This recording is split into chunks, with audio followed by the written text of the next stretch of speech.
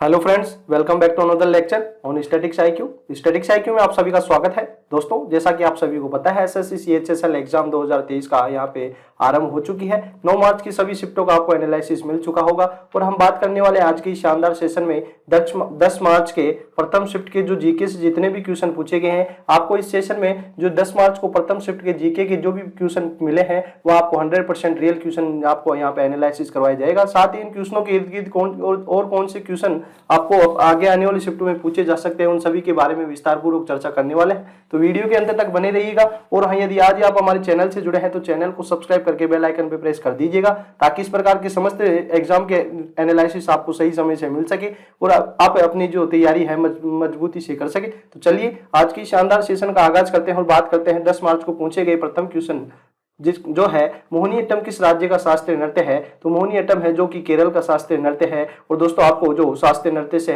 संबंधित एक क्लास यहाँ पे डाली गई है, जो कि आप हमारे चैनल की प्लेलिस्ट में जाकर देख सकते हैं। वहां पे आपको जो भारत की जो भी शास्त्रीय नृत्य है, मुख्य 8 शास्त्रीय नृत्य है, उन सभी के बारे में विस्तार पूर्वक चर्चा की गई है। साथ ही किस नृत्य से कौन सा नृत्य क्या संबंधित है, इस प्रकार से भी क्वेश्चन आपको यहाँ पे पूछे जाने वाले हैं। तो समस्त क्वेश्चन आपको वहां मिलने वाले हैं। तो आप हमारे चैनल की प्लेलिस्ट में जाकर वह सेशन भी देख सकते हैं और आपकी आगे आने वाली शिफ्टों में यदि एग्जाम है तो यहाँ से एक नंबर कवर कर सकते हैं। क्वेश्चन पूछा गया है मोहिनीअट्टम किस राज्य का शास्त्रीय नृत्य है। तो केरल राज्य का शास्त्रीय नृत्य मोहिनीअट्टम नृत्य है। चलिए आगे बढ़ते हैं और अगले इंपोर्टेंट क्वेश्चन के ऊपर बात करते हैं। अगला इंपोर्टेंट क्वेश्चन पूछा गया है कंप्यूटर से, जो है यूआरएल का संपूर्ण रूप क्या है। तो यूआरएल का संपूर्ण रूप फुल फॉर्म पूछी गई थी। तो यूआरएल होता है यूनिफॉर्म रिसोर्स लोकेटर। जी हाँ, यूनिफॉर्म रिसोर्स लोकेटर इसकी फुल फॉर्म होती है। लोकेटर इसकी फुल फॉर्म होती है। तो यहाँ से फुल फॉर्म से क्वेश्चन पूछा गया है। चलिए आगे बढ़ते हैं और बात करते हैं अगले इंपॉर्टेंट क्वेश्चन पर। आईपीएल की 15वीं सीजन में निम्न में से किस टीम ने क्वालिफाई नहीं किया था। तो यहाँ पे दोस्तों जो 15वां सीजन हुआ है 2022 में, उसके संबंधित क्वेश्चन पूछा गया है। 2022 में जो दोस्तों टॉप 4 टीमें हैं, उन्होंने जो क्वालिफाई करती है, उनका पहले आती है गुजरात टाइटंस, जो कि विजेता रहती है। और हम यहाँ पे बात करते हैं लखनऊ सुपर जॉइंट। जी हाँ, लखनऊ सुपर जॉइंट से। तो लखनऊ सुपर जॉइंट और गुजरात टाइटंस है, ये दोनों टीमें हैं। 2022 के संस्करण में दोस्तों पहला इन्होंने यह संस्करण खेला है। तो 2022 में 2 टीमें हैं जो कि नहीं जुड़ी थी, यह भी आपको पता होना चाहिए। तीसरी टीम है क्वालिफाई करने वाली राजस्थान रॉयल्स। जी हाँ, राजस्थान रॉयल्स 2022 में उपविजेता रहती है। यह एक्स्ट्रा फैक्ट भी आपको पता होना चाहिए, एग्जामिनर यहाँ से क्वेश्चन पुटअप कर सकता है। और चौथी टीम है जो कि यहाँ पे क्वालिफाई करती है, आरसीबी रॉयल चैलेंजर बेंगलुरु। 2022 में विजेता टीम की बात करते हैं तो गुजरात टाइटंस होती है। और इसके कप्तान की बात करते हैं तो हार्दिक पांड्या। जी हाँ, हार्दिक पांड्या है जो कि गुजरात टाइटंस टीम के कप्तान होते हैं। तो ये समस्त एक्स्ट्रा फैक्ट आपको पता होना चाहिए, एग्जामिनर यहाँ से क्वेश्चन पुटअप कर सकता है। चलिए आगे बढ़ते हैं और अगले इंपोर्टेंट क्वेश्चन के ऊपर बात करते हैं।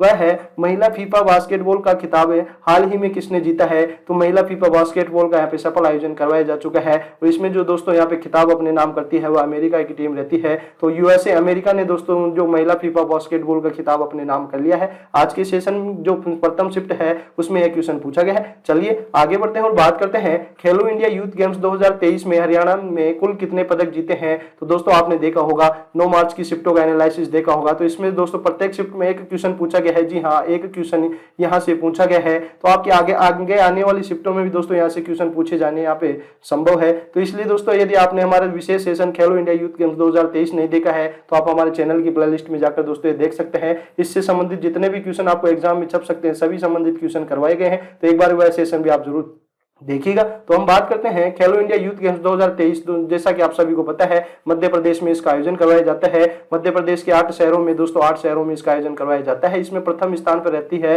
वह है हरियाणा। जी हाँ, प्रथम स्थान की बात करते हैं तो प्रथम स्थान पर दोस्तों महाराष्ट्र रहता है, जिसने टोटल 161 पदक जीते हैं। और हरियाणा की बात करते हैं तो हरियाणा दोस्तों इसमें 128 पदकों के साथ दूसरे स्थान प्राप्त करता है। तो ये समस्त एक्स्ट्रा फैक्ट आपको पता होना चाहिए। और इसके अन्य फैक्ट आपको यदि यहाँ पे देखने हैं तो आप हमारे चैनल की प्लेलिस्ट में जाकर विशेष सेशन खेलो इंडिया यूथ गेम्स देख सकते हैं। चलिए अगले क्वेश्चन पे बात करते हैं। मोमबत्ती के बुझने के बाद उसकी लौ किस रंग की हो जाती है। तो जैसा कि आप सभी को पता है, मोमबत्ती जलती है तो वह पीले रंग की जलती है। जी हाँ, पीले रंग की जलती है। और जब उसे अब बुझने के बाद वह कौन सा रंग प्रदान करती है। तो नीले रंग की। जी हाँ, जो बुझने का समय होता है उस समय वह नीले रंग की जलती है। यह आज क्वेश्चन पूछा गया है। चलिए अब बात करते हैं पांड्य शासकों की राजधानी कहाँ थी। तो पांड्य शासकों की राजधानी मदुरै है। जी हाँ, मदुरै को पांड्य जो शासक हुआ करते थे उन्होंने अपनी राजधानी बनाया था। तो आज के शिफ्ट में यह क्वेश्चन चलिए आगे बढ़ते हैं और अगले इंपोर्टेंट क्वेश्चन के ऊपर बात करते हैं। वह है नीति आयोग के अध्यक्ष वर्तमान में कौन है। तो नीति आयोग से क्वेश्चन पूछा गया है, तो हम यहाँ पे नीति आयोग की विस्तार पूर्वक यहाँ पे चर्चा करने वाले हैं। तो नीति आयोग की स्थापना की बात करते हैं तो 1 जनवरी 2015, जी हाँ 1 जनवरी 2015 को नीति आयोग की स्थापना योजना आयोग के स्थान पे की जाती है। तब से लेकर दोस्तों इसके जो अध्यक्ष बने हुए हैं, तो इसका अध्यक्ष होता है जो वर्तमान में प्रधानमंत्री होता है, वह ही नीति आयोग के तत्कालीन यहाँ पे अध्यक्ष होते हैं। तो दोस्तों आप सभी को पता है 2014 से लेकर भारत के जो प्रधानमंत्री बने हुए हैं वह है नरेंद्र मोदी। जी हाँ, नरेंद्र मोदी 2014 से लेकर वर्तमान तक यहाँ पे प्रधानमंत्री बने हुए हैं। तो इसके अध्यक्ष भी दोस्तों नरेंद्र मोदी ही 2015 से इसकी स्थापना से लेकर अभी तक अध्यक्ष यही है। हम बात करते हैं प्रथम उपाध्यक्ष की, तो प्रथम उपाध्यक्ष की बात करते हैं तो अरविंद पनगड़िया है। जी हाँ, अरविंद पनगड़िया है जो कि इसके अरविंद पनगड़िया है प्रथम उपाध्यक्ष रहते हैं। लेकिन वर्तमान उपाध्यक्ष की बात करते हैं तो यहाँ पे नीति आयोग के वर्तमान उपाध्यक्ष है वह सुमन बेरी है। जी हाँ, सुमन बेरी है जो कि नीति आयोग के वर्तमान उपाध्यक्ष है। साथ ही हम बात करते हैं वर्तमान सीईओ की बात करते हैं नीति आयोग के, तो परमेश्वरम अय्यर। जी हाँ, परमेश्वरम अय्यर है जो कि यहाँ पे इसके वर्तमान में सीईओ बने हुए हैं। तो ये समस्त फैक्ट आपको पता होना चाहिए। आगे आने वाली शिफ्टों में यहाँ से क्वेश्चन पुटअप कर सकते हैं।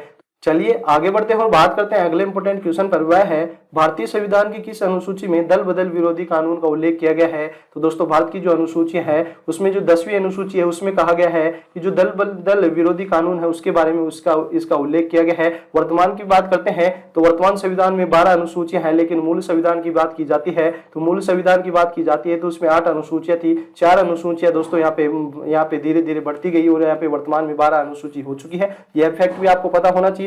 चलिए आगे बढ़ते हैं और बात करते हैं जबलपुर शहर किस नदी के किनारे पे स्थित है। तो दोस्तों आप सभी को पता है जो जबलपुर शहर है, जबलपुर शहर ये मध्य प्रदेश का एक शहर है और ये जो जबलपुर शहर है इसे नर्मदा नदी के किनारे बसा हुआ है। जी हाँ, नर्मदा नदी के किनारे बसा हुआ है और इस नर्मदा नदी को दोस्तों मध्य प्रदेश की जीवन रेखा कहा जाता है। जी हाँ, नर्मदा नदी को जो मध्य प्रदेश की जीवन रेखा कहा जाता है, ये एक्स्ट्रा फैक्ट भी आपको यहाँ से पता होना चाहिए। एग्जामिनर यहाँ से भी क्वेश्चन पुटअप कर सकता है। दोस्तों जो कल क्वेश्चन पूछा गया है वह नर्मदा नदी के उद्गम से क्वेश्चन पूछा गया है। आज नर्मदा नदी के किनारे स्थित शहरों से क्वेश्चन पूछा गया है। तो दोस्तों आपको ये जो क्वेश्चन है इर्द गिर्द पूछे जाने वाले हैं, तो आपको जो भी टॉपिक से क्वेश्चन बार बार रिपीट होते जा रहे हैं उनके बारे में हमारे द्वारा बताया जा रहा है, तो आप उनको दोस्तों विशेष तौर पे तैयार कीजिएगा क्योंकि यहाँ से क्वेश्चन पूछे जा सकते हैं। अगला क्वेश्चन है 2022 में पाकिस्तान के प्रधानमंत्री कौन बने हैं। तो दोस्तों 2022 में जो पाकिस्तान के प्रधानमंत्री बनते हैं इमरान खान की जगह उनका नाम है शहबाज शरीफ। जी हाँ, इमरान खान की पार्टी पीटीआई पाकिस्तान तहरीक इंसाफ के स्थान पे दोस्तों जो यहाँ पे प्रधानमंत्री बनते हैं शहबाज शरीफ है। तो चलिए आगे बढ़ते हैं और अगले क्वेश्चन पे बात करते हैं। वह है व्यास सम्मान 2022 किसे दिया गया है। तो व्यास सम्मान से क्वेश्चन पूछा गया है तो 2022 का जो संस्करण दिया गया है व्यास सम्मान का वह डॉक्टर ज्ञान चतुर्वेदी को दिया गया है। डॉक्टर ज्ञान चतुर्वेदी को उपन्यास पागलखाना के लिए, जी हाँ, इनका उपन्यास काफी प्रसिद्ध है जिसका नाम है पागलखाना। पागलखाना के लिए दोस्तों इन्हें व्यास सम्मान 2022 से सम्मानित किया गया है। तो अगला इंपॉर्टेंट क्वेश्चन है फीफा अंडर-17 वर्ल्ड कप 2022 का खिताब किसने जीता है। तो जो फीफा अंडर-17 वर्ल्ड कप 2022 का खिताब अभी हाल ही में स्पेन ने जीत लिया है। जी हाँ, स्पेन के द्वारा यह खिताब जीता गया है। तो दोस्तों आज की सेशन में हमने बात की कि 10 मार्च, जी हाँ 10 मार्च की प्रथम शिफ्ट के जितने भी क्वेश्चन हमें मिल पाए हैं बिल्कुल आपको 100% रियल ऑथेंटिक यहाँ पे क्वेश्चन करवाए गए हैं। तो दोस्तों हमारे द्वारा वीडियो थोड़ा लेट मिल सकता है, लेकिन यहाँ पे आपको जो कंटेंट दिया जाने वाला है किसी प्रकार से दोस्तों यहाँ पे 100% रियल एनालिसिस करके ये आपको यहाँ पे करवाया जाने वाला है। यदि आपको ये सेशन अच्छा लगा है तो ज्यादा से ज्यादा लाइक कीजिएगा, शेयर कीजिएगा और हाँ यदि आज ही आप हमारे चैनल से जुड़े हैं तो चैनल को सब्सक्राइब करके बेल आइकन पे प्रेस कर दीजिएगा ताकि इस प्रकार दोस्तों एसएससी की सभी एग्जामों का रियल एनालिसिस आपको सही समय से मिल सके और आप अपनी जो तैयारी है मजबूती से कर सके। चलिए दोस्तों हम मिलते हैं अगले सेशन के साथ। जय हिंद, जय भारत।